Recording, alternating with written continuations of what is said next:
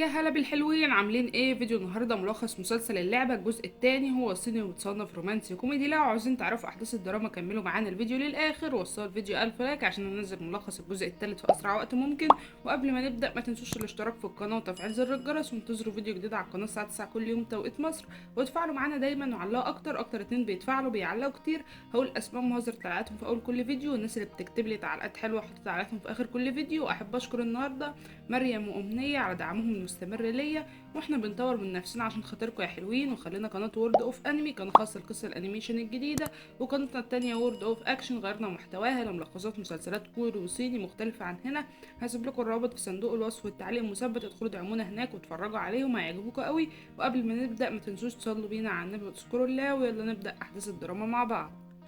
الجزء التاني بيبدأ لما بيبدأوا أكل، وفجأة بتلاقي شيا صرصار في الرز وبتصرخ، وهو بيضحك عليها وبيقول لها حبيت أعرفك بس نتيجة الإساءة ليا. فبتقول له ما خطبك؟ صرصار مش بخاف منه. وبتمسكه وبتجري وراه وهو خايف جدا وبيجري، وبتقعد على رجليه وبتقول له صرصار صغير، وهو بيقول لها لا لا لا ابعدي. بتقول له سلم على عمو ضي يلا، هو بيقول لا لا أنا آسف أنا آسف. وتاني يوم بتروح لكو وبتديله المنديل وبتقوله شكرا جدا ليك انا غسلت المنديل. بيقول لها حسنا المهم تكوني بخير، بس داي هو اكتر واحد صبيانية فينا، من الافضل اللي ابتعد عنه. وبتيجي هنا سو بتقول لها لماذا شيء واقفة معاك؟ هل تحاولي مضايقته هو كمان زي ما بتعملي مع تشي؟ فبتقول لها سأذهب شكرا ليك، وبتمشي. وسو بتقول له اخكو. بيقول لها كفايه تمثيل، شيا مشيت دلوقتي، هي كانت جايه تديني حاجه انا لازم امشي. وبتمشي وبتقول اخكو. بتقول لماذا انادي عليه؟ هل كل ده خطأ؟ شيا اصلا. وبيرن فونها وبتقول اخت شان هل عدتي للمنزل؟ وبتضحك وبتكون فرحانه. وتاني يوم بتروح صالة الالعاب وبيلعبوا سوا، وبتقول لها واو اخت شان انتي رائعه جدا. بتقول لها هو ضاي لسه ما جاش ليه؟ بتقول لها اخت شان انا عندي سر بس مش عارفه اقولهولك، هو انا ممكن اعرفهولك؟ فبتقول لها ايه الامر؟ قولي يلا. فبتقول لها الاخ ضاي مؤخرا وقع في حب امراه اخرى اسمها شيا. فبتقول لها ايه شيا؟ وبتتصدم. وبيجي لها النادي شاب وبيقول لها انسه شان اخيرا عدتي، وبيقرب منها فبتطلع له صوره شيا وبتقول له ساعدني احصل على البنت دي. بيقول لها لا مشكله. وبالليل بتكون شيا ماشيه في الشارع لوحدها، بيوقفها الشاب وبيقطع طريقها وبيقول لها هل انت شيا؟ بتقول له ماذا ستفعل؟ بيقول لها انت متضايقه الشخص الخطأ، وبيحاول يمسكها فبتجري فبيمسكها شاب تاني وبيقول هذا الوجه الصغير جميل جدا لكنه على وشك ان يتدمر الان. فبتقول له دعني دعني اذهب. وهنا بيجي داي وبيقول انتوا توقفوا من يجرؤ على لمسها. فبيقول له اهتم بشؤونك الخاصه. بيقول له هي شأني الخاص. وبيروح له يجري وبيضربه وبيقول لها هل انت بخير؟ بتقول له كيف اتيت هنا؟ وبيمسك الشاب عصايه وبيجري يضربها، لكن داي بيحضنها وبياخد الضربه هو، وبيخاف الشاب وبيطلع يجري. وشيا بتقول له داي هل انت بخير؟ بيقول لها انا جيد. وبتاخده وبترجعه البيت وبتقعده وبتقول له ابطئ. بتقعده وبتقول له ما كنتش متوقعه تكون تقيل قوي كده، هحضر لك عصير. وبتمشي هو بيقول انت بتعامليني كده وانا لسه ناقصك دلوقتي. وبيقوم وبيقول لها شيا تعالي قولي لي هتعوضيني ازاي؟ بتقول له انت عاوز تخدعني مره تانية صح؟ بيقول لها لا ايدي وجعاني فعلا. وبينزل هنا كو بيقول له ضاي لا تفعل معها هكذا انت لست خصمها. فبيقول له خلاص تاخد بالك انت مني، وبيسند عليه. فبتضحك شيا وبتقول يبدو مناسب ليا. وبيلبس كو وبيقع في حضنه ضاي وبيقعدوا وبيبدأ يحط له العلاج وبيقول له ما تتحركش لن استطيع ان اعالجك وانت تتحرك. فبيقول له هتألمني اكتر. بيلف وبيقول له وبعدين طول ما انت قريب قوي كده مني انا مش عارف اقعد. بيقول له انا هحط لك الدواء ازاي لو ما كنتش قريب يعني؟ وشيا واقفه بتتفرج عليهم وبتقول حسنا الامر ما هذا الشكل، هل يجب ان يظهر هذا في اللعبه حقا؟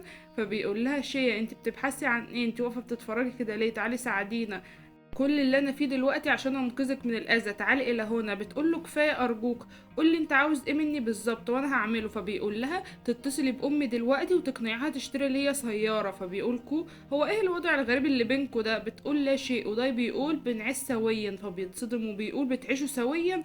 فبيقول له اوقف خيالك، لولا امي لم اكن اريد ان احتفظ بهذه الفتاه المزعجه اللي بتزعج حياتي. بيرد عليكم وبيقول له اللي بتقول عنها مزعجة دي انت اخدت الضربة عشانها دلوقتي، اعتقد ان هو ازعاج حياتك الحلو، وبيديها الدواء وبيمشي وهي بتقرب من ضي وبيقول لها هتعملي ايه؟ بتقول له اخيرا وقعت في ايدي. وتاني يوم بتنتشر صورهم سوا، وبيقول جين تعالوا شاهدوا صور لشيا وضي سويا نشرت في المنتدى.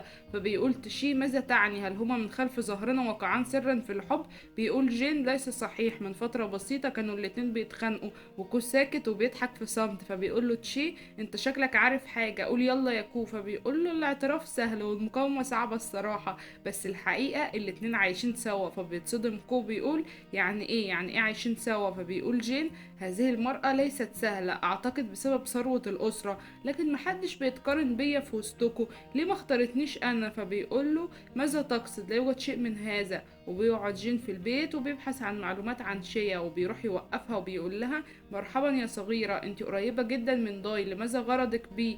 فبتقول له قريبة منه؟ انا لا اريد ان اكون قريبة منه، انا اريد الابتعاد. فبيقول لها لو قررت تبعدي عن داي اقترح انك تيجي ليا انا، ان داي غير مناسب ليكي. وبيمسك ايديها وبيقول لها ام انك غير معجبة بيه؟ فبتزقه وبتقول له انا غير مهتمة بيك. بيقول لها بس انا مهتم بيكي. فبتهرب منه وبتطلع تجري وهو بيضحك، وبتروح تقعد لوحدها. وبتيجي سو بتقول لها قولي انتي والاخ داي ايه هي علاقتكم؟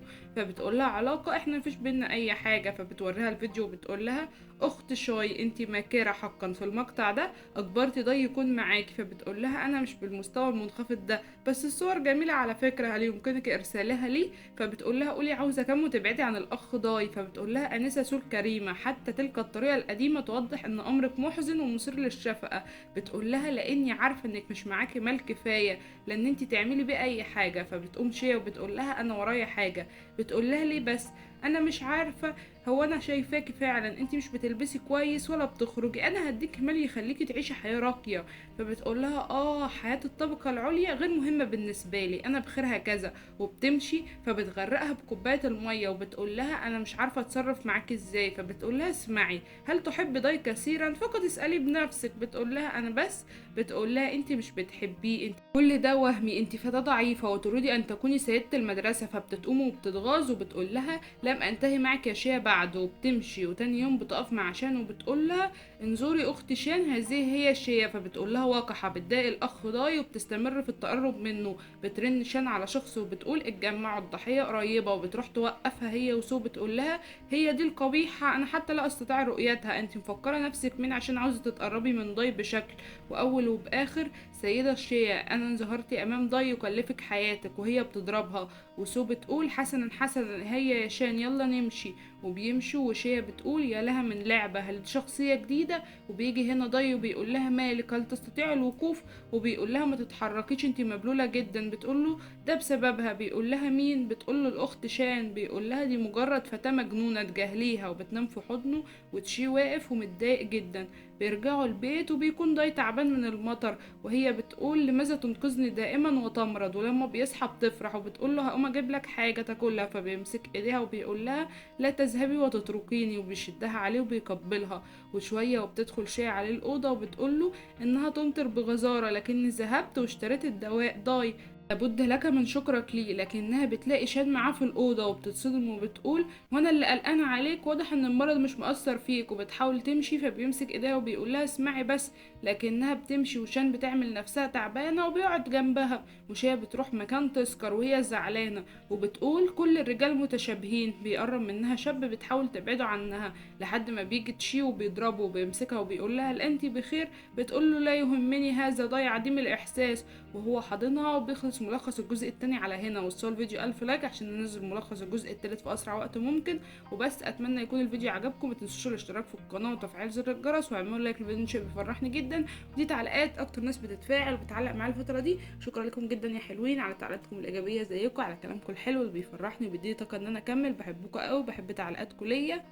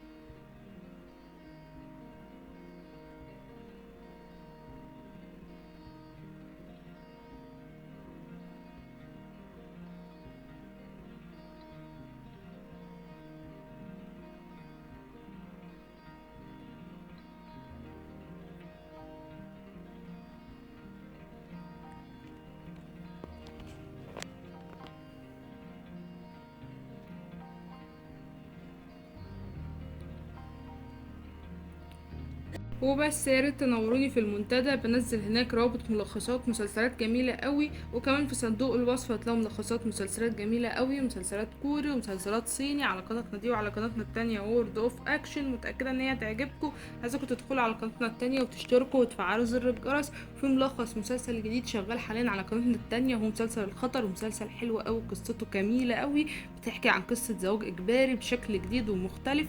متاكده ان المسلسل هيعجبكم بجد. هسيب لكم الرابط بتاعه في صندوق الوصف في التعليق المثبت، عايزاكم تدخلوا هناك وتتفرجوا عليه وتكتبوا لنا تعليقات حلوه. وبالنسبه لقناتنا الثالثه وورد اوف انمي، بدانا ننزل فيها ملخصات قصص انيميشن رعب جميله قوي. نزلنا قصتين لحد دلوقتي.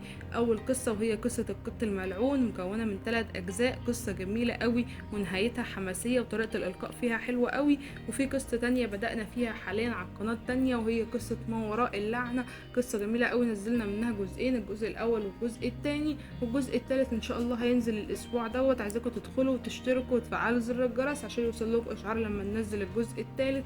متاكده ان هو هيعجبكم. بسيب لكم برده الرابط في صندوق الوصف التعليق المثبت. وشكرا لكم جدا يا حلوين على دعمكم المستمر ليا، بحبكم قوي وبفرح بكلامكم وتعليقاتكم الايجابيه زيكم. وبس يا حلوين، ما تنسوش تصلوا بينا على النبي وتشكروا الله، واشوفكم في فيديو جديد يا اماراتي. باي باي.